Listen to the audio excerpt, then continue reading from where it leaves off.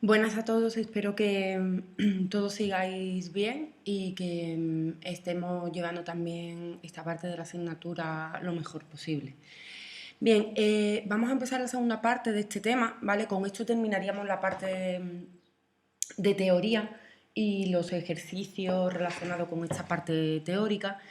Y a partir de la semana que viene, pues haremos aquellos ejercicios que son de carácter más práctico.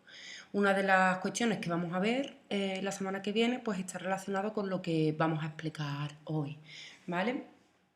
Bien, antes de nada, veo conveniente que hablemos en qué consiste de forma física y de forma no tan física como es el software sobre una PABX de una centralita privada, es decir, vamos a clasificar la arquitectura de una PBX según el carácter hardware o software que lo implementan, ¿de acuerdo? Y yo, como os comenté en el primer vídeo, al final, cualquier elemento tecnológico se basa en la misma base, ¿vale? Es decir, cuando digo que se refiere a la misma base, ¿a qué me refiero? Pues me refiero a que todo se puede interpretar como un equipo informático, en el que tiene su parte más física, ¿vale? Un hardware, en el que se va a adaptar a la aplicación concreta al que va a ser utilizado, y una parte de software, unos programas o firmware, que ya lo veremos cómo se denominan, cuando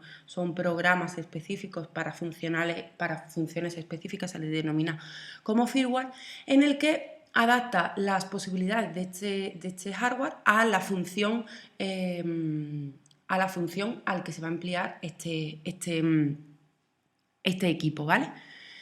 Bien, desde un punto de vista hardware, una centralita consta básicamente de 3 elementos, ¿de acuerdo? Se puede dividir principalmente en 3 elementos, cuya funcionalidad se puede ver incrementada con el uso de tarjetas ampliables del servicio. Ya os comenté que la mayoría de las PABX o de las centrales privadas, de conmutación privada, los fabricantes realizan unas centralitas que sean totalmente básicas, y en función de la necesidad del cliente pues se le irán adaptando unos periféricos o unas nuevas funcionalidades, y tendremos que complementarlo a las centralitas no solamente desde un punto de vista de función, sino para ello necesitaremos adaptar esa parte física, ¿de acuerdo?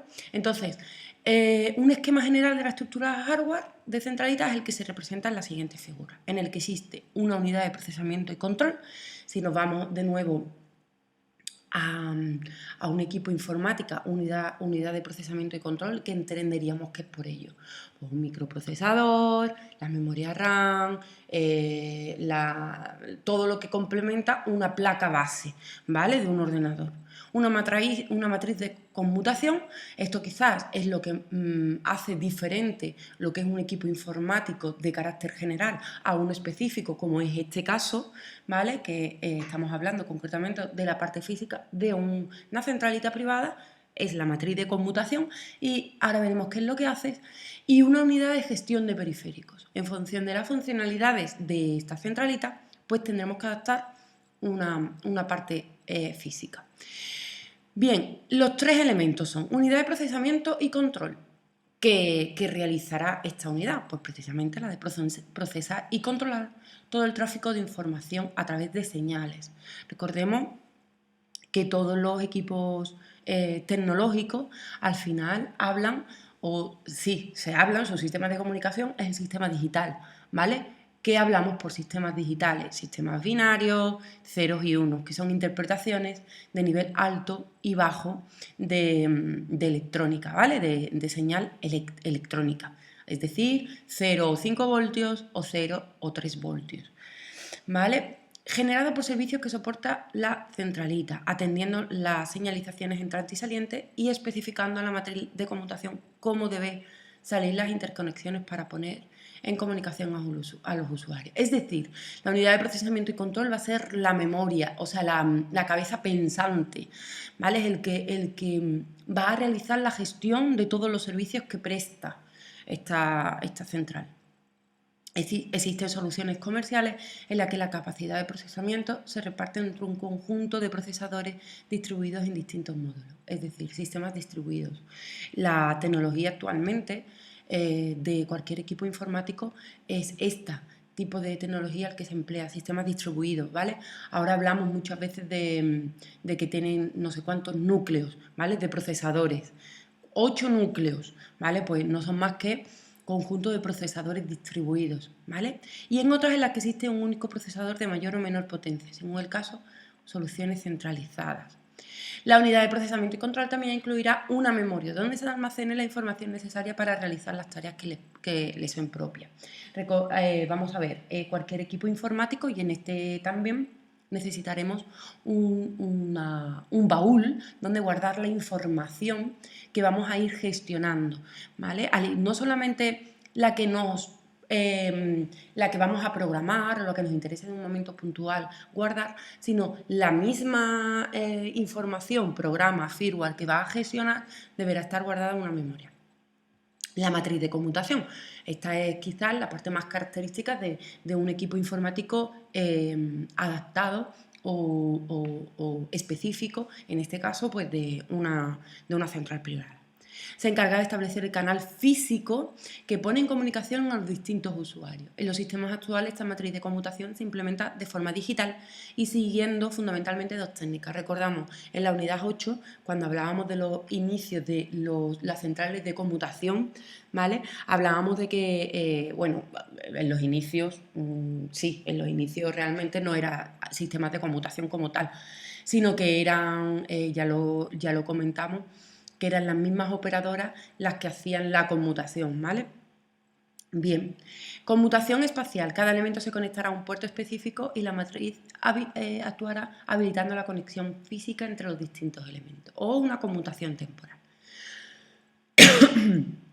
en el que los distintos elementos se ponen en contacto entre sí a través de un sistema de repartición de tiempo sobre un mismo canal físico. Bueno, hay dos formas de hacer esta conmutación, ¿vale? Unidad de gestión de periféricos, en la que se dedica a gestionar todos los interfaces que se conectan a ella. Líneas telefónicas provenientes de redes públicas, conjuntos de extensiones propias de la centralita, porteros electrónicos, sistemas de megafonía, ordenadores a través de los cuales se puede realizar una gestión remota de la PBX. Las centralitas normalmente se venden como una configuración básica, como ya os lo he dicho, y en cuanto a las interfaces que dan conexiones a estos periféricos, pero se diseñan de forma que dicha conectividad puede ser mayor mediante el uso de tarjetas de ampliación de servicios. Por ejemplo, es frecuente que una PBX venga con un conjunto de 8 extensiones de fábrica, pero si en un futuro se requieren más extensiones mediante la instalación de tarjetas de ampliación, se podrá aumentar las características iniciales. Por ejemplo, en nuestro ordenador, si queremos ampliar la prestación del número de puertos USB, ¿qué haríamos? Pues instalaríamos una tarjeta de ampliación para que nos posibilite el tener mayor número de entradas o salidas de puertos USB. Pues la PBX igual, en su placa base, en su unidad de control base, ¿de acuerdo? Vendrán habilitadas la posibilidad, los slots posibles para poder conectar tarjetas que nos permitan una ampliación de servicios. Expansión de las centrales. Estas PBX se deben adaptar a las necesidades crecientes de los entornos que son instaladas, es decir, no pueden ser sistemas cerrados en los cuales no pueda modificarse la configuración física inicial, por lo tanto deben ser dispositivos totalmente configurables. De esta forma, las PBX están formadas por un chasis que alberga una placa base, ¿vale?, en la cual está alojada la electrónica necesaria para el funcionamiento del sistema, conectores para el conexionado de fuentes de música externa, regletas de interconexión, enlaces y extensiones tanto analógicos como digitales propietarios y RDC. Y slot o puerto para la conexión de tarjetas de ampliación de extensiones y tarjetas de opciones. Si en lugar de estar hablando de una PBX estuviésemos hablando en equipos microinformáticos de un sistema o de un ordenador, pues sería exactamente similar a esto, no tendría más, ¿vale? Como os he dicho anteriormente, los sistemas PBX pueden modificarse mediante la inserción de diferentes tarjetas de ampliación a extensión. Algunas de estas tarjetas pueden ser las siguientes: tarjetas de expansión, como su nombre indica, su función es la de ampliar, o expandir las extensiones del sistema. De esta forma podemos encontrar tarjetas para expansión con extensiones analógicas, digitales y RDSI. Claro, la diferencia, ¿cuál es la diferencia cuando hablamos de tarjetas de expansión en un ordenador? Pues en este caso no hablaríamos de extensiones analógicas, digitales y RDSI, que quizás también, pero no es lo habitual, ¿de acuerdo? O tarjetas de opciones como interfaz para apertura y cierre de puertas, de conexión de estación base DEC. Esto lo vamos a ver, es lo que estamos diciendo que vamos a ver la semana que viene en algunas prácticas, ¿vale? La DEC es lo que estuvimos hablando también en el vídeo anterior respecto a la posibilidad de obtener un software para poder configurar la centralita, ¿de acuerdo? Tarjetas de operadores automáticas o tarjetas de red. Tarjetas de red para conexiones a redes de datos, ¿de acuerdo? O como veremos en la siguiente unidad, en la que nos va a permitir realizar llamadas de voz IP, ¿vale? Centralitas IP. Software, pues bien, tenemos un hardware, ¿de acuerdo? Pero de nada serviría si no le aplicamos o le cargamos un software que maneja el sistema, se encarga de realizar todo el procesamiento de las llamadas que se gestionan en la centralita ante un determinado evento provocado por algún terminal. El programa reacciona asignando un estado concreto al mismo. Dicho estado va cambiando entre un conjunto de estados finitos que conlleva el procesamiento completo del evento. Por ejemplo, ante la llamada de una extensión interna a otra, el software irá monitorizando en todo momento el estado de la llamada hasta su conclusión, pasando por un conjunto de estados que definen el proceso de conmutación, establecimiento de llamada, conexión, desconexión, etc. Complementando a esta tarea básica de procesamiento, el software también se encargará de otras funciones. Claro, ya hemos dicho que las centrales PABX tienen funciones añadidas, no solamente de la gestión de entrada y salida de llamadas entrantes, ¿vale? ¿Y cuáles son? Detección de los cambios que se produzcan en las interfaces donde se conectan los terminales, habilitar una interfaz adecuada que permita la configuración del sistema por parte de un usuario, realización de pruebas de funcionamiento, generación de tonos de señalización en terminales, generación estadística de informes. Bueno, una serie de tareas que van añadidas no únicamente a la de gestión de conexión entre dos puntos, ¿vale? Actualmente la mayoría de las centralitas disponen de un sistema que permite la actualización simple y rápida del software que el fabricante diseña para las mismas, ¿vale? Esto lo hacemos diariamente con cada uno de los servicios que tenemos instalados, tanto en cualquier equipo informático que nosotros utilizamos día a día, tanto en el ordenador como en los dispositivos móviles, ¿vale? O tablets o demás. Normalmente el contenido fundamental del software de sistema, así como la configuración que se haga del mismo, se encuentra en una tarjeta de memoria tipo SDRAM o Compact Flash o cualquier uno de los soportes existentes en la actualidad, a la que se le puede acceder mediante métodos simples, pero seguros para la actualización de su contenido. Bien, terminales soportados por la PABX. Tal y como se ha señalado en puntos anteriores, existen diferentes terminales telefónicos que pueden clasificarse, a grosso modo, en terminales analógicos y terminales digitales. Terminales analógicos, ¿por qué? Los terminales analógicos es el sistema de telefonía antiguo, el RTP, y este es RDSI, ¿de acuerdo? Además de estos, hay más tipos de terminales como modem, fax, contestadores, que son terminales que nos prestan mayores servicios a la PABX, pero se ha optado por incluir estos últimos en periféricos, así como en centrarlos solo en los teléfonos, a excepción de la consola operadora, que como es inevitable está relacionado con los terminales específicos y de la operadora. Existen diferentes tipos de terminales telefónicos que pueden ser, a grosso modo, terminales analógicos, específicos o propietarios, terminales de operadores y terminales digitales de RDSI. Terminales analógicos. Tienen un nivel de funcionalidad muy bajo y suelen usarse en lugares donde no se le va a dar mucho uso a este servicio de la PABX. También podemos encontrar en este tipo de terminal en todos los hogares, ¿vale? Es el teléfono, la mayoría de nosotros ya no tenemos este tipo de teléfono, ¿vale? Pero bueno, alguno quizás puede ser que tenga en casa alguno antiguo de este tipo.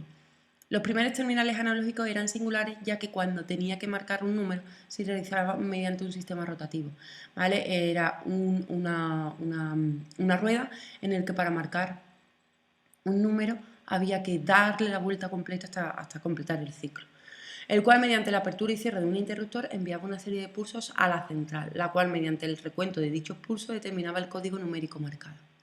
Más tarde se impusieron las teclas, pues daban mayor fiabilidad y rapidez del sistema. La combinación de estas teclas puede producir una frecuencia única para cada número. Bueno, esto es un poco de historia que también hemos visto en la unidad anterior.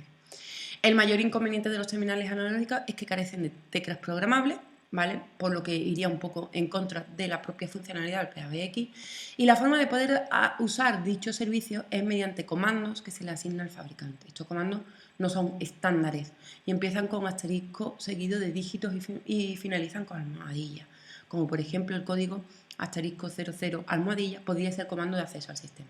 Bien, aunque hablemos aquí de estos terminales analógicos y la posibilidad de entrar en servicios de programable, no es habitual utilizarlo, ¿vale? Estos terminales, terminales específicos o propietarios. Están totalmente relacionados con el sistema, por lo que también se los denomina como terminales propietarios. Estos son los que nos van a permitir realizar una programación, una configuración de la PABX desde el mismo acceso, con acceso directo entre la PABX y nosotros, ¿vale? Sería como una interfaz de comunicación para poder programar. Esta es una de las prácticas que también teníamos organizadas para realizar en el taller, pero bueno, no lo vamos a poder realizar, lamentándolo mucho. Pero bueno, os lo dejo por aquí para que lo sepáis. Los primeros usaban conexiones del terminal a la roseta 6 hilos, dividiendo estos en 3 pares, un par datos, otro par voz y el último para la alimentación, es decir, tiene 6 hilos y cada 2 hilos tenía una funcionalidad concreta, ¿vale?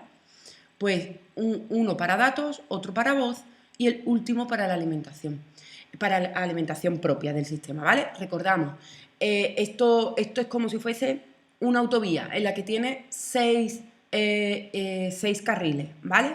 Pues cada uno de los carriles, eso ya lo hemos hablado más de una vez, cada uno de los carriles tiene su funcionalidad. Pues el de más a la derecha es el de aquellos vehículos que más lentos, el de más a la izquierda un poco más veloz, ¿vale? O salida o la incorporación o salida de determinados vehículos, en fin. Cada uno de estas vías tiene su funcionalidad. Pues aquí existe exactamente lo mismo, ¿vale? Tenemos 6 hilos y cada uno de ellos tiene su funcionalidad. Seguidamente, el par de datos se fusionó con el de voz, quedando solo 4 hilos.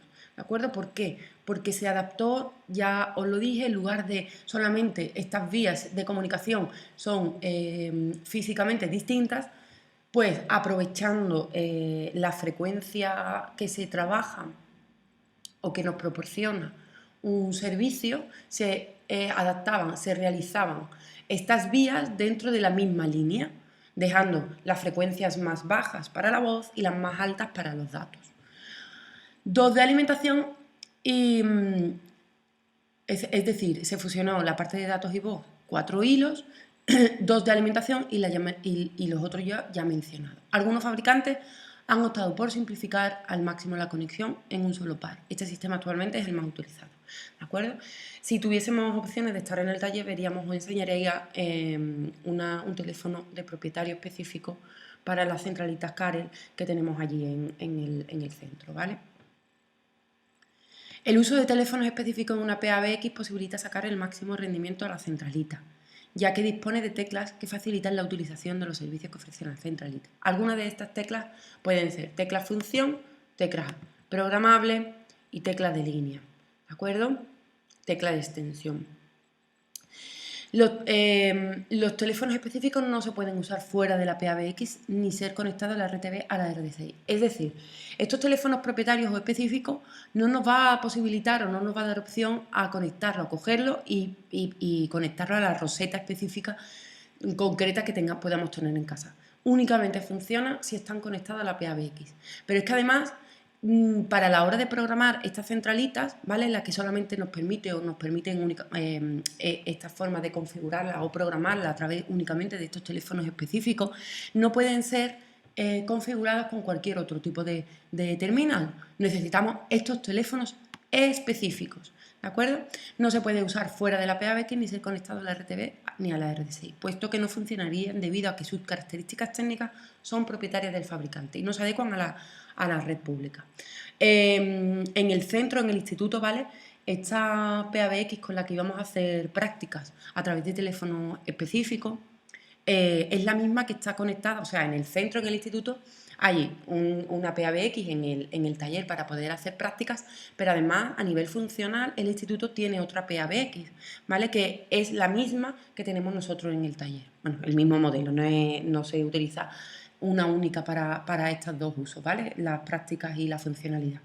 Y resulta que pasó que el teléfono específico del instituto, de la centralita que está conectada para darle funcionalidad a todos los servicios, de telefonía del instituto, se rompió, ¿vale? ¿Qué ocurrió? Pues que en esa situación de alarma, estas centralitas no son totalmente modernas, y tienen unos años, por lo que encontrar un teléfono específico de estas características para darle funcionalidad a esta central privada no es fácil. Pero claro, había que darle de servicio al instituto. Dirección se puso en contacto con el departamento y nos lo comentó. ¿Qué tuvimos que hacer? Pues dejarle el teléfono específico que nosotros teníamos en el taller. Ellos se quedaron con el específico y nosotros, mientras tanto, pues estuvimos buscando otro teléfono específico de este fabricante para poder hacer las prácticas. Pues hablando con los proveedores este sistema ya es bastante anticuado, por lo que nos proporcionó un teléfono lo más parecido posible para este terminal. Por lo que tenemos en el taller no es concretamente el mismo teléfono específico que inicialmente esta centralita tenía. Es diferente, ¿vale? Es diferente. Los teléfonos específicos ofrecen múltiples ventajas, por ejemplo, ofrecen una mayor facilidad a la hora de usar los recursos que ofrece la PABX, señalización de funciones mediante teclas especiales y una mayor rapidez de transmisión entre la CPU, la PABX y el terminal, debido a que el protocolo es propietario del sistema. Por otra parte, ofrecen el inconveniente de que el coste por terminal es muy elevado. Sí, nos costó bastante dinero hacernos con una con un terminal específico de estas características, ¿vale? Por lo que en la práctica tan solo se suelen instalar uno o dos terminales específicos por centralita privada, siendo el resto analógicos digitales. Es decir, es necesario hacer uso tener un terminal específico o propietario y después pues, podemos conectarle cualquier terminal de carácter general, ya sea analógico o digital. Terminales de operadora. Es el elemento más difícil de manejar debido a la multitud de servicios que ofrece. Suele estar instalado en el puesto de operador de la empresa, usuario del sistema. Las funciones de usuarios principales que realiza son canalizar el tráfico de la llamada y la distribuye, habilitar restricciones a ciertas extensiones, hacer check-in o check-out para tarificación de llamadas. Además, se utiliza para configurar el sistema PABX, funciones de administrador. En este caso, está gestionado por un personal técnico cualificado. Algunas de las características diferenciadoras de este terminal con respecto a los terminales específicos son que tiene un mayor número de teclas de función y extensión, ¿vale? No pueden hacer estas terminales de operadores, no pueden hacer la función del terminal específico, ¿vale? Solo tienen muchísimas teclas. ¿Por qué? Porque nos da la posibilidad de hacer la conmutación, cuando configuremos la centralita, inicialmente la mayoría de ellas pues pasarán las llamadas por la operadora y será esta la que gestionará la conmutación hacia el terminal conveniente. Por lo que las características diferenciadoras entre este terminal operador y el terminal específico son pues, que tiene mayor número de teclas en función y extensión, tiene un amplio visor, el cual hace indicaciones que facilitan el manejo de la terminal y pueden complementarse con multiteclas, ¿vale? Terminales digitales RDSI, a diferencia de los anteriores terminales, estos envían una señal digitalizada a 64 kilobits por segundo. Bueno, siguiendo el protocolo de RDSI. Esto ya lo hemos hablado anteriormente, en el tema anterior, no me voy a entretener en ello. Entre otras cosas, porque únicamente es utilizado como un terminal más añadido a esta central PABX. Servicios programables en las centrales. La gran ventaja de estas PABX es que permiten la programación de uso flexible, ofreciendo funciones como creación de grupos de extensiones, transferencias de llamadas, distribución de llamadas. ¿Cómo se puede hacer la distribución de llamadas? Pues pueden ser de forma global, ¿vale? Llamarlas todas a la vez. Distribución lineal de llamadas, de 1 a 1. Distribución cíclica, ¿de acuerdo? Y sistema para conocer el estado de las extensiones y sistema de espera. Conferencias, mantener un archivo con información sobre las comunicaciones, sistemas de contraseñas, de vías de llamada, ¿vale? Nos prestan muchísimos servicios, ¿vale? Posibles estas PABX. Sistemas CTI. Mediante estas siglas se engloban lo relacionado con la integración de telefonía y ordenador, ¿vale? Esto es las prácticas que vamos a hacer la semana que viene. Estas aplicaciones simplifican, viendo que no vamos a poder realizar la configuración de una centralita haciendo uso de estos terminales que estamos hablando de específicos o propietarios, pues vamos a recurrir a sistemas CTI. Estas aplicaciones simplifican los procesos de trabajo, haciendo que el tráfico telefónico sea más eficaz, mejorando la comunicación entre la empresa y los clientes. De esta forma, pueden utilizarse bases de datos, ficheros de clientes y otros tipos de información directamente a través del teléfono. Por ejemplo, es posible marcar número de teléfono directamente desde el PC o abrir documentos en la pantalla de ordenador a través del teléfono. Incluso es posible el acceso directo a bases de datos especiales a través del correo electrónico. Este tipo de software ofrece múltiples funcionalidades, algunas de las cuales pueden ser, a ver, que se ha movido esto, registro de llamadas, es decir, queda registrado en el software, quedará registrado las llamadas que se han realizado, base de datos, lo cual pueden analizarse los contactos junto a sus direcciones, creación de chat, ¿vale? Y estas son algunas, esto se ha movido también porque de las funcionalidades que nos posibilita, ¿vale? Los sistemas CTI. Bien, esto lo veremos con mayor detalle la semana que viene en las prácticas, como os he comentado. Hasta aquí hemos terminado la parte más teórica de la unidad.